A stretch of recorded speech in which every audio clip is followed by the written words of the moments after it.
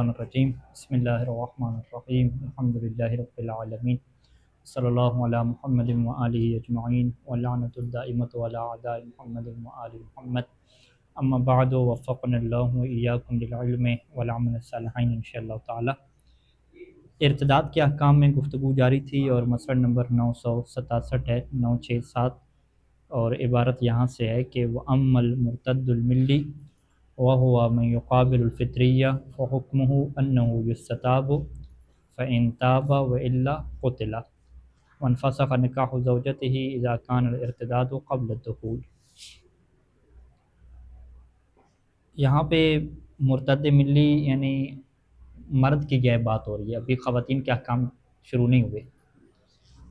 مرتد ملی جو فطری کے مقابلے میں ہے، فطری کی تعریف میں یہ کہا تھا کہ جس کی ولادت اس حال میں ہوئی ہو کہ اس کے والدین میں سے ایک یا دونوں مسلمان ہوں، اور پھر وہ تمییز کی حالت میں یا بلوغت کے بعد کفر کو کیا اختیار کرے تو وہ مرتد فطری ہوگا۔ ملی اس کے مقابلے میں ہو جائے گا، یعنی جس کی ولادت اس حال میں ہوئی کہ اس کے دونوں کے دونوں والدین کیا تھے، کافر تھے۔ علیکم السلام ورحمۃ اللہ۔ اب یہ کافر تھا، اب درمیان میں یہ تمییز کی حالت میں یا بلوغت کی حالت میں مسلمان ہوتا ہے۔ اب مسلمان ہونے کے بعد جب یہ دوبارہ کافر ہوگا تو اسے کیا کہا جائے گا، مرتد ملی کہا جائے گا۔ اس کا حکم کیا ہے کہ انہ یستتاب، سب سے پہلے اس سے جو ہے وہ توبہ کو طلب کیا جائے گا۔ علیکم السلام ورحمۃ اللہ۔ اس سے جو ہے وہ کہا جائے گا کہ تم توبہ کرو۔ فَإِن تَابَ، اگر تو وہ توبہ کر لے تو ٹھیک، اسے چھوڑ دیا جائے گا۔ وَإِلَّا قُتِلَ، وگرنہ اسے کیا ہے، قتل کر دیا جائے گا۔ جبکہ مرتد فطری میں ایسا نہیں تھا، وہ تو جیسے ہی مرتد ہو جائے اس سے توبہ قبول ہی نہیں کی جائے گی۔ یعنی توبہ قبول کیا مطلب، یعنی توبہ طلب ہی نہیں کی جائے گی، توبہ طلب کیے بغیر ہی وہ واجب القتل ہو جاتا ہے۔ ہاں، احکام ثلاثہ جاری ہو جاتے ہیں۔ یہاں پہ جو مرتد ملی میں اگر یہ سوال کریں کہ مرتد ملی کب واجب القتل ہوتا ہے، تو ہم کیا کہیں گے کہ اگر اس سے توبہ کو طلب کیا جائے اور وہ توبہ کرنے سے انکار کرے تو پھر واجب القتل ہوگا۔ مرتد فطری میں یہ نہیں کہیں گے کہ اگر توبہ طلب کرے تو انکار کرے، ٹھیک ہے، تو پھر وہ واجب القتل ہوگا، نہیں، ایسا نہیں، ٹھیک ہے۔ لہذا جو ہے وہ یہ جو بحث ابھی چھڑتی ہے کہ جی فلاں بندہ مرتد ہو گیا لہذا اس سے جو ہے وہ معافی منگوائی جائے، توبہ کروائی جائے، ہم کیا کہیں گے کہ اس سے توبہ طلب کرنا واجب ہی نہیں، تو وہ احکام اس کے اوپر کون سے جاری کر رہے ہوتے ہیں، مرتد ملی والے جاری کر رہے ہوتے ہیں۔ کہتے ہیں جی اس سے کہو معافی مانگے، توبہ کرے، ٹھیک ہے، تو توبہ کرے، معافی مانگنے کا جو حکم ہے وہ مرتد ملی کے لیے ہے، اس کے لیے حکم نہیں ہے۔ وہ جیسے ہی مرتد ہوگا فوراً ہی کیا ہو جائے گا، اس کی بیوی اس کے اوپر حرام ہو جائے گی اور وہ واجب القتل ہو جائے گا اور ساری اس کی میراث تقسیم ہو جائے گی، یہ سارے احکام مرتب ہو جائیں گے۔ لیکن مرتد ملی میں ایسے نہیں ہے، ٹھیک ہے،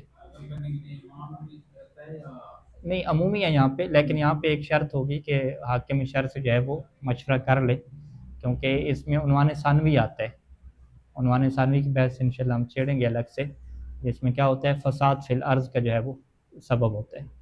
تو جب بھی فساد فی الارض بنے گا، آپ ایک قتل کریں گے پھر آپ کو قتل کیا جائے گا، آپ کو قتل کیا جائے گا، مشکلات بنیں گی، الٹا جو ہے وہ آپ کو بدنام کیا جائے گا اور دیگر جو فساد فی الارض کے مواقع ہیں۔ لہٰذا اسی وجہ سے اہل بیت علیہ السلام کے دور میں بھی یہ جو قتل کیا گیا مرتد لوگوں کو، وہ یعنی جب حکومت ہوا کرتی تھی تو یہ کام حکومت اپنے انڈر کیا کرتی تھی، تو اس وجہ سے یہ فساد نکلتا، وگرنہ آج کل اس کو عمومی کر دینا، اس طرف اجازت نہیں دیتے کوئی، ٹھیک ہے۔ اچھا، ون فسخ نکاح زوجتی، اب یہاں پہ اس کی زوجہ کا نکاح فسخ ہوگا یا نہیں ہوگا؟ قتل کا تو یہ آ گیا کہ قتل کرنے کے سلسلے میں پہلے توبہ طلب کی جائے گی، توبہ کر لے گا تو قتل نہیں ہوگا، اگر توبہ نہیں کرے گا تو پھر واجب القتل ہو جائے گا۔ ون فسخ نکاح زوجتی اذا کان ارتداد قبل الدخول، اور اس کی زوجہ کا نکاح فسخ ہو جائے گا، ختم ہو جائے گا، لیکن اس کی کیا ہیں، کچھ شرائط ہیں۔ ان شرطوں میں سے ایک شرط کیا ہے کہ اگر اس کا ارتداد کیا ہو، قبل الدخول ہو، یعنی جماع کرنے سے پہلے، ہم بستری سے پہلے یہ مرتد ہو جائے تو نکاح فسخ ہو جائے گا۔ اوکانت یائسۃً، یا جو ہے وہ خاتون یائسہ ہو پھر بھی نکاح فسخ ہو جائے گا۔ او صغیرۃً، یا خاتون کیا ہے، صغیرہ ہو یعنی نابالغ ہو کہ جس کے اوپر عدت نہیں ہوتی، ہاں، طلاق بین کی جو ہے وہ ساری اقسام، ٹھیک ہے۔ او صغیرۃً ولم تکن علیہا عدۃ، یعنی صغیرہ ہو اور اس کے اوپر کیا ہے، عدت نہ ہو۔ تو صغیرہ جو ہوتی ہے اس کی پر عدت نہیں ہوتی. ٹھیک ہے. زوجہ کی طرف کر دے گی تینوں کی طرف ہوں ایسا پہ بھی نہیں ہے اگر بالکل نہیں ہے اسے پہ بھی نہیں کیا چیز؟ مطلب ہاں یاسا پہ بھی نہیں ہے، صغیرہ پہ بھی نہیں ہے، زوجہ پہ بھی نہیں ہے. ٹھیک ہے. دخول نہیں ہوا پھر بھی عدت نہیں. ٹھیک ہے. بس کے مطلب کرنا ہاں ہاں یوں ہے. ٹھیک ہے. یعنی اگر قبل دخول ارتداد ہے تو پھر بھی کیا ولم تکن علیہ عدت. ٹھیک ہے. یوں پورا یہ مسئلہ ہو جائے گا. یعنی ولم تکن علیہ عدت یہ اس کا دوسرا حکم ہے. پہلا حکم کیا ہے کہ نکاح فاسق ہو جائے گا ان 3 صورتوں میں، کہ جب دخول نہ ہوا ہو یا یاسا ہو یا کیا اس سے غیرہ ہو. اور دوسرا حکم کیا ہے کہ نکاح فاسق ہونے کے بعد عدت ہوگی، عدت نہیں ہوگی. ولم تکن علیہ عدت، اس کے اوپر عدت بھی نہیں ہوگی. تو علیہ کے ضمیر کیا تینوں کی طرف پلٹے گی. یہ جو تینوں صورتیں ہیں ان تینوں صورتوں میں کیا عدت نہیں ہوتی.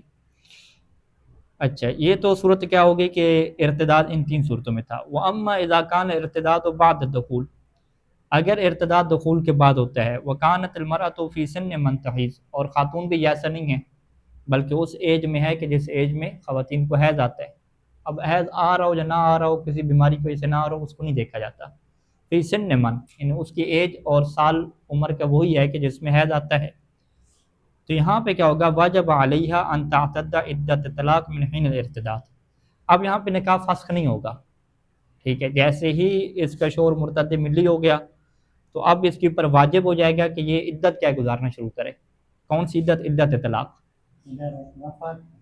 ادھر عدت وفات تھی. ٹھیک ہے. یہاں پہ عدت طلاق گزارے گی من حین الارتداد. فإن رجع عن ارتداده إلى الاسلام، تو اگر اس نے توبہ قبول کر لی اس کے شوہر نے، یعنی اپنے ارتداد سے پھر گیا اور اسلام کی طرف آ گیا، قبل انقضاء العدت، عدت گزرنے سے پہلے عدت کے دوران ہی اس نے کیا توبہ کر لی، تو باقی الزواج علی حالہ، تو یہ زواج کیا اپنی حالت پہ باقی رہے گی. یعنی یہاں پہ نکاح فسخ نہیں ہوگا. ہاں نہیں اللہ لکھر نہیں. وَإِلَّا کیا مطلب، یعنی اگر وہ اپنے گناہ سے اور ارتداد سے واپس نہیں پلٹتا، یعنی توبہ نہیں کرتا، تو ان کا شفا تو کشف ہو جائے گا کہ انہا قد بانت عنہ عند الارتداد، کہ یہ خاتون اس سے جدا ہو چکی تھی ارتداد کے وقت ہی.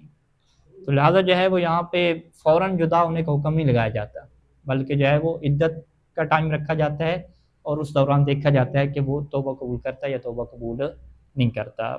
جبکہ مرتد فطری میں کیا ہوتا تھا کہ بے مجرد ارتداد ہی نکاح کیا ہو جاتا تھا، فسخ ہو جاتا تھا، اور سیدھی کیا عدت وفات شروع ہو جاتی تھی. کیونکہ عدت وفات میں یہ شرط نہیں ہے کہ خاتون غیر مدخولہ ہو، صغیرہ ہو، خاتون جو بھی ہو، حتیٰ کہ خاتون جو یاسا ہوتی ہے، یاسا کے اوپر بھی کیا ہوتی ہے، عدت وفات ہوتی ہے. یعنی یہ سوال پوچھتے ہیں نا کہ جی وہ ہماری دادی تھی، نانی تھی، اتنی بوڑھی ہیں، کیا وہ بھی عدت وفات گزارے گی؟ عدت وفات تو گزارنی ہوتی ہے. وَإِلَّا کیا ہے مطلب، یعنی اگر وہ اپنے ارتداد سے رجوع نہ کرے تو ان کا شفت و کشف کیا ہو جائے گا کہ انہا قد بانت عنہ، کہ یہ خاتون اس سے جدا ہو چکی تھی. کب؟ عند الارتداد، کہ جس دن وہ مرتد ہوا تھا. لیکن یہ کشف کب ہوگا؟ عدت گزرنے کے بعد، کہ جب وہ توبہ نہ کرے. ٹھیک ہے.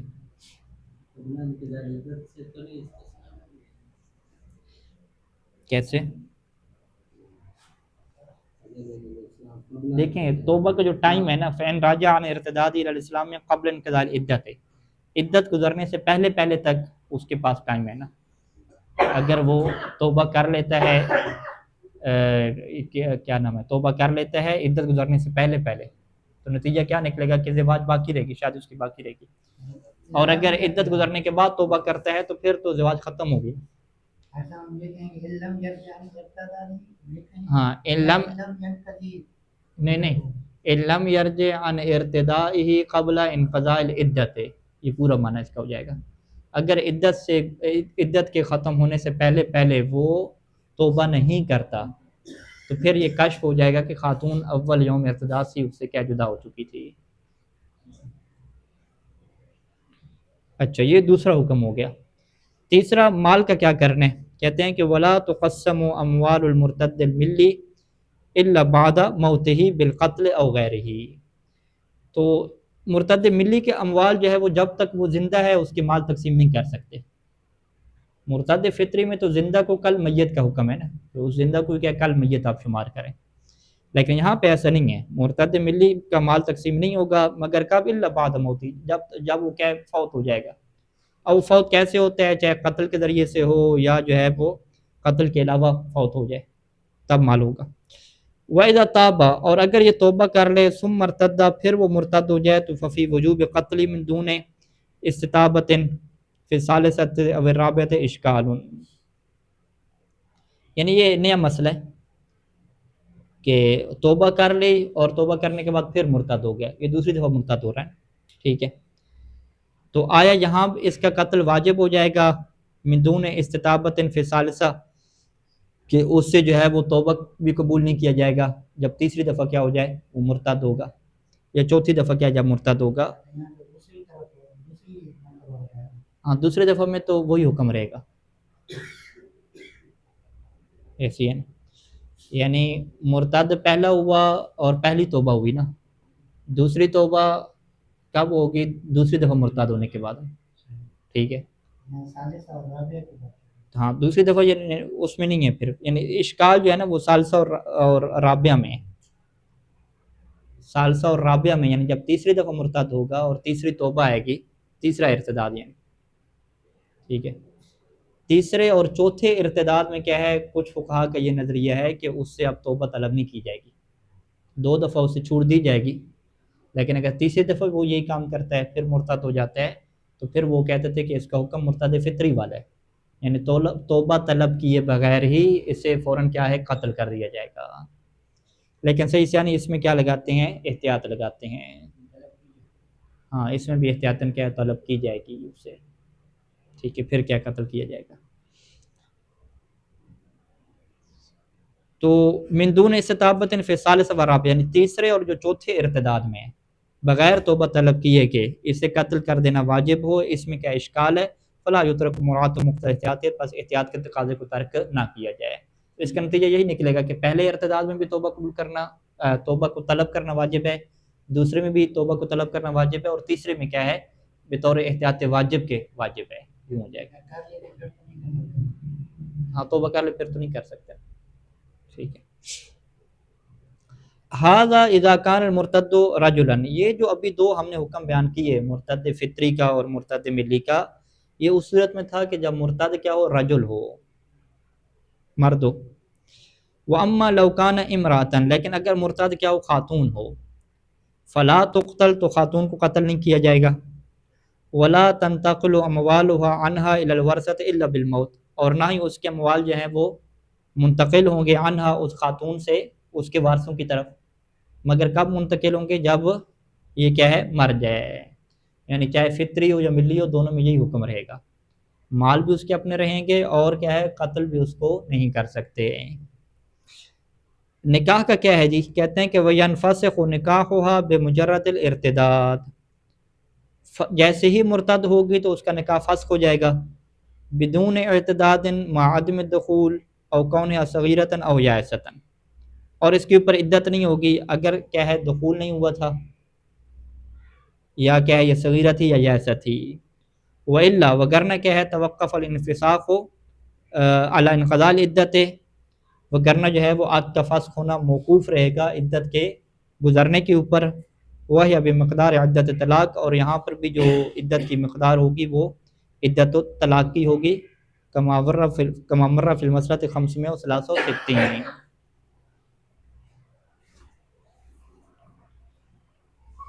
عدت طلاق کی یہاں پہ آئے گی. اچھا، یعنی یہ ابھی یہاں پہ اس کے درمیان فرق نہیں کیا نا، مرتد ملی اور فطری کے درمیان فرق نہیں رکھا، دونوں کا ایک ہی حکم ہے. ٹھیک ہے، یعنی ہم کیا کہتے ہیں اس سے کہ مرد میں مرتد ملی ہو یا مرتد فطری ہو تو احکام میں فرق آ جاتا ہے، خاتون میں کیا فرق نہیں آتا، اس کا ایک ہی حکم ہے. اچھا، قتل نہیں کیا جائے گا تو پھر کیا کیا جائے گا؟ کہتے ہیں کہ وَتُحْبَسُ الْمُرْتَدَّةُ، مرتدہ کو جو ہے وہ حبس کیا جائے گا. حبس کیا مطلب؟ جیل میں ڈالا جائے گا. ٹھیک ہے، بند کر دیا جائے گا. وَيُضَيَّقُ عَلَيْهَا، اور اس کے اوپر کیا تنگی کی جائے گی، یعنی وہ بند کرنے کے ساتھ ساتھ اسے سہولیات ساری دے دیں، ایسا نہیں ہوگا، ٹھیک ہے، مکمل جو ہے وہ جیل جس طرح ہوتی ہے اس میں تنگی محسوس ہوتی ہے وہ ہوگی۔ اور وہ تضرب علی الصلاۃ، اور نماز کے ٹائموں پہ اس کے اوپر کیا ہے، ضرب لگائی جائے گی، ٹھیک ہے، حتیٰ تتوبہ، یہاں تک کہ وہ کیا ہے، توبہ کر لے۔ تو جب تک توبہ نہیں کرتے یہی نظام رہے گا، جیل میں رہے گی، اور جیل میں بھی کیا ہے، سہولیات نہیں ہوں گی، اور دوسرا کیا ہے، نماز کے ٹائم پہ اسے مارا جائے گا، حتی تتوبہ، جہاں تک توبہ کر لے۔ فَإِن تابت، اگر وہ توبہ کر لیتی ہے تو قبلت توبتها، تو اس کی توبہ قبول کر لی جائے گی، اور پھر یہ جیل سے کیا ہے، آزاد ہو جائے گی، اور صحیح طریقے سے جس طرح زندگی گزارے گی وہ ہے، قتل تو اس کا ہے نہیں۔ ولا فرق فی ذالک، اس میں کوئی فرق نہیں ہے کہ بین ان تکون مرتدۃ عن ملت او عن فطرۃ، یعنی خاتون کے مسئلے میں کوئی فرق نہیں ہوتا کہ چاہے وہ مرتد عن ملی ہو یا کیا وہ مرتد فطری ہو، دونوں کیا کام کے ہیں، ایک ہی جیسے رہتے ہیں۔ تخفیف ہے۔ ہاں، خاتون کے لیے کیا تخفیف ہے۔ اچھا، اگلا جو مسئلہ ہے، یہ جو مسئلہ ہے منہاج الصالحین کا تیسری جلد کا 968 968، یہ وہ مرکزی مسئلہ ہے کہ جو ہمارا جو ہے وہ مبتلا بے ہے پاکستان میں، کہ کسی بندے کا مرتد ہونا کیسے ثابت ہوتا ہے۔ آپ کب کہتے ہیں کہ جی اس نے توہین رسالت کر دی، ٹھیک ہے، اللہ کی توہین کر دی، شرک کر دیا، یہ بندہ مرتد ہو گیا، وہ کیسے ہوگا مرتد؟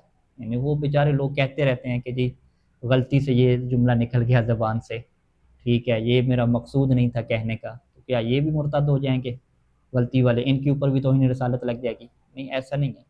اس چیز کی جو ہے وہ صحیح سیسانی نے کیا کی ہے، مخالفت کی ہے، نہ فقط صحیح سیسانی، جب سب فقہا کہتے ہیں۔ زمین اور فوت کی جو ہے نا خواتین کی اور مرنے کی، جی جی بالکل، وہ غضب کی حالت ہوتی ہے جب حالت اختیار ختم ہو جاتی ہے، جی جی ایسے الفاظ نکل جاتے ہیں۔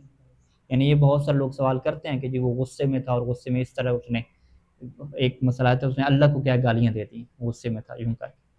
اچھا، اب اس کی کیا شرائط بیان کر رہے ہیں کہ ایک بندہ جو ہے وہ مرتد کیسے ہوتا ہے۔ کہتے ہیں کہ یشترط فی ترتیب الاثر علی الارتداد، ارتداد کے اوپر جو اثر مترتب ہوتے ہیں نا، کہ ایک بندہ کافر ہو جاتا ہے، مرتد ہو جاتا ہے، پھر اس کے بعد سارے احکام مترتب ہوتے ہیں، اس میں پہلی شرط تو کیا رہتی ہے کہ البلوغ، کہ وہ بندہ کیا ہو، بالغ ہو۔ دوسری کیا ہے کہ وہ کمال العقل، کہ اس کی عقل بھی کیا ہو، کامل ہو۔ نفسیاتی اگر کوئی مریض ہے، عقل کامل نہیں ہے، تو اس کا بھی کیا ارتداد ثابت نہیں ہوگا، عقلی والے سے یہ بندہ کیا ہونا چاہیے، سلامت ہونی چاہیے۔ تیسری جو اہم شرط ہے وہ ہمارے یہاں کیا قصد ہے اس کا۔ قصد کیا مطلب، یعنی واقعاً وہ اسی معنی کا قصد بھی رکھتا ہو، یہ نہیں ہے کہ فقط الفاظ وہ والے ہوں لیکن حقیقت میں دلی طور پہ اس کا قصد ہی نہ ہو۔ یہ جو قصد اور نیت ہے نا، یہ اہم ہے، یعنی ہم کیا کہتے ہیں کہ تمام اعمال کا دار و مدار نیت کے اوپر ہوتا ہے۔ اچھا، اور جو اس کے اندر جو آخری شرط رہتی ہے وہ کیا اختیار کی رہتی ہے۔ ان ٹوٹل کتنی شرطیں ہو گئیں کہ کسی بندے کے مرتد ہونے کے لیے 4 شرطیں ہوں جی، بالغ ہونا، اور عقل کا کامل ہونا، اور تیسری کیا ہے کہ اس کی نیت بھی ہو کہ جو جملہ کہہ رہا ہے وہی اس کا مقصود ہو، اور چوتھی کیا اختیار بھی ہو۔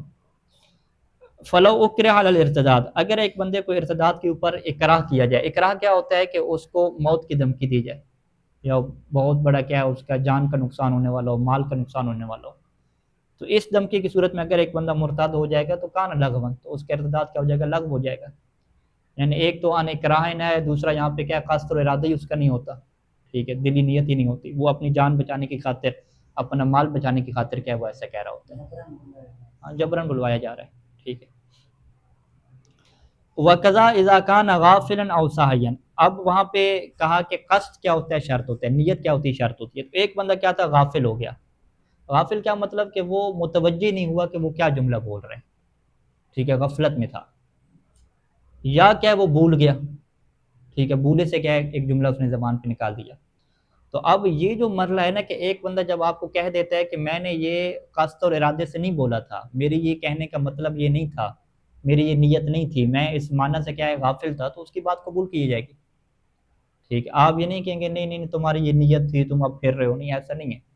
اگر وہ بندہ یہ کہتا ہے کہ جی میں تو غافل تھا، میں نے نیت ہی نہیں کی تھی، کیونکہ نیت کا جو حال ہے وہ بندہ ہی بہتر جانتا ہے نا، ہم دوسرے لوگ تو کسی کے دل کی نیت نہیں جانتے۔ وہ جب خود کہہ رہا ہے کہ میں جی غافل ہو گیا تھا، میں غفلت میں تھا، یا میں بھول گیا تھا، بھولے سے میں نے یہ جملہ کہہ دیا، غفلت میں کہہ دیا۔ اب وہ جو غفلت والے موارد کیا آتے ہیں کہ جب دکھ اور پریشانی میں انسان ہوتا ہے، ٹھیک ہے، بیٹا فوت ہو گیا، باقی ہو گئے، تو اس طرح کے وہ جملے زبان سے کہہ دیتا ہے کہ فرض کریں وہ اللہ کی انکار کر دیتا ہے یا اللہ کو ولیاذ باللہ من ذالک وہ ظالم کہہ دیتا ہے، ٹھیک ہے، تو اس جیسے جملے کیا ہوتے ہیں کہ انسان اس وقت کیا ہے غفلت اس کے اوپر طاری ہو چکی ہوتی ہے، اس کی یعنی حقیقی وہ نیت نہیں ہوتی، جب وہ تھوڑی دیر بعد اس کے حالات نارمل ہوتے ہیں تو وہ واقعاً متوجہ ہو جاتا ہے کہ وہ کہتے ہیں میں تو غفلت میں چلا گیا تھا، میں تو بھول رہا تھا اس چیز کو، لہٰذا اس صورت میں کیا ہے بندہ وہ کافر نہیں ہو جاتا فوراً، ٹھیک ہے۔ او حاضلاً او سبق لسانہ، حاضل بھی ہو سکتا ہے، حاضل کیا مطلب ایک بندہ مذاق میں تھا، ٹھیک ہے، مذاق میں اور طنز میں کیا اس نے یہ جملہ کہا، ٹھیک ہے، تو ایک بندے نے اگر مذاق میں اور طنز میں یہ جملہ کہہ دیا تو وہ بھی کیا اس میں شامل نہیں ہوگا۔ اسی طریقے سے کیا ہے جس سے ہم سبقت لسانی کہتے ہیں، سبق لسانہ، سبقت لسانی سے کوئی جملہ اس کا نکل گیا اور لوگوں نے کیا پکڑ لیا اس کے جملے کو، کہنا کچھ اور چاہ رہا تھا اور الفاظ کچھ اور ادا ہو گئے، اس میں بھی نہیں ہوگا۔ یعنی جو ساری یہ جو مثالیں بیان ہو رہی ہیں یہ قصد کی کیا مثالیں بیان ہو رہی ہیں کہ انسان کی نیت نہیں ہوتی کہ وہ اس طرح کے کیا کفر کو اختیار کرے، اور نیت کے بارے میں انسان خود آگاہ ہوتا ہے اور وہ خود اپنی نیت کے بارے میں کیا آگاہ کرتا ہے۔ اسی طریقے سے ایک اور چیز کیا ہے کہ نقل کفر، کفر نباشت، تو ایک بندہ کسی کا جو ہے وہ کفریہ کلام نقل کر رہا ہے، ٹھیک ہے، یا وہ خطبہ شکیہ جس طرح ہے اس طریقے سے جو شکوہ ہے، ٹھیک ہے، اقبال کا جو شکوہ ہے وہ کیا نقل کر رہے ہیں، تو اس سے یہ ثابت نہیں ہوگا کہ وہ بندہ جو ہے وہ اللہ سے شکوہ کرنے لگ گیا ہے اور وہ جو ہے وہ اللہ کے انکار کرنے لگ گیا، نہیں، وہ کفریہ کلمات کو نقل کر رہے ہیں، نقل کرنے کا مطلب کہ اس کا قصد اور نیت ہے ہی نہیں، تو بغیر نیت کے کسی جملے کو دہرا دینا اس سے بندہ کافر نہیں ہو جاتا۔ ایک اور مورد جو ہے وہ یہاں پہ کہ او صادرا علی الغضب، کہ انسان غصے کی حالت میں ہے اور غصے سے کوئی جملہ نکل گیا اس کا، اور غصہ بھی ایسا تھا کہ الذی لا یملک معه نفسه، کہ جس غصے کی حالت میں وہ اپنے اوپر کنٹرول نہیں رکھتا تھا، یعنی ایک دفعہ انسان کا کیا نارمل غصہ ہوتا ہے اور انسان کو اپنے اوپر کیا ہے کنٹرول ہوتا ہے، وہ زبان سے کوئی کہنا چاہ ہوتا ہے اور اس بات کی قدرت رکھتا ہے کہ اس چیز کو روک لے، ٹھیک ہے، یہ ایک غصے کی کیفیت ہوتی ہے۔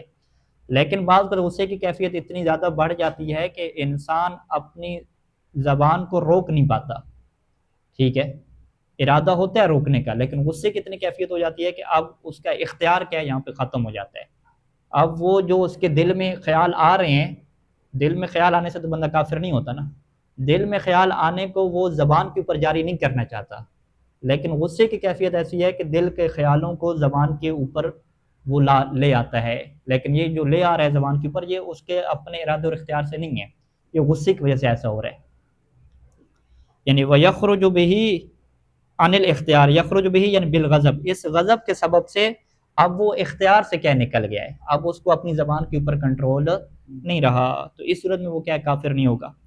او کان عن جہل بالمعنی، یا اس نے ایک ایسا جملہ کہا کہ اس کا معنی اسے نہیں معلوم تھا، بعد میں انہوں نے کیا ہے اس کے معنی کی تفسیر کی تو اس نے کہا اچھا یہ معنی اس کا بنتا ہے، اور یہ عام طور پہ کہاں پہ ہوتا ہے کہ جب کوئی اشعار ایسے پڑھے جائیں، ٹھیک ہے، اس نے ایک شعر پڑھا، وہ یہ سمجھ رہا تھا کہ اس میں میں جو ہے وہ فضائل بیان کر رہا ہوں، بعد میں جب انہوں نے اس شعر کو کھولا اور اس کا معنی بیان کیا کہ بھی اس میں تو جو ہے واضح طور پہ شریعت کا انکار ہے، اس میں جو ہے وہ قرآن کا انکار ہے، تم یہ کیسے بات پڑھ رہے ہو، تو وہ کہتے ہیں کہ میں تو اس معنی سے جاہل تھا، مجھے تو نہیں پتا تھا کہ اس کا یہ معنی بھی نکلتا ہے، تو اسے کیا کہتے ہیں کہ الفاظ ایک دفعہ انسان بول دیتا ہے لیکن اس کا جو معنی ہے وہ اس کو نہیں پتا ہوتا، یہ اشعار میں بھی آتا ہے اور دیگر زبانوں میں بھی آتا ہے، مثلا ہندی کا کوئی جملہ اس نے بول دیا، انگلش کا کوئی اس نے جملہ بول دیا، ٹھیک ہے، اب اس جملے کا کیا ہے معنی کفریہ تھا، لیکن چونکہ وہ معنی سے جاہل ہے تو یہاں سے بھی کیا ہے اس کا کفر کیا ثابت نہیں ہوگا، لہذا یہ بڑی اہم چیز ہے ہمارے ہاں کہ انما الاعمال بالنیات، جو اہل سنت کی صحیح بخاری کی پہلی حدیث ہے، اور پہلی حدیث ہونے کے باوجود وہ اس کے اوپر عمل ہی نہیں کرتے، ان کے ہاں طلاقیں بھی کیا بغیر نیت کے ہو جاتی ہیں اور بندے مرتد بھی کیا بغیر نیت کے ہو جاتے ہیں، بس کوئی جملہ نکلے تو مرتد، لیکن ہاں لیکن مکتب اہل بیت ایسا ہے کہ جس میں نکاح ہو، طلاق ہو، ارتداد اور کفر کا مسئلہ ہو، یہ اس کی نیت کے ساتھ جڑا ہوا ہے، دل کے ساتھ جڑا ہوا ہے، اگر ایک بندے کی نیت نہیں تھی تو چاہے جملے جتنے بھی سخت اس نے بول دیے وہ اس سے کیا ہے اس کا کفر ثابت نہیں ہوگا۔ صلی اللہ علیہ محمد و آلہ اجمعین۔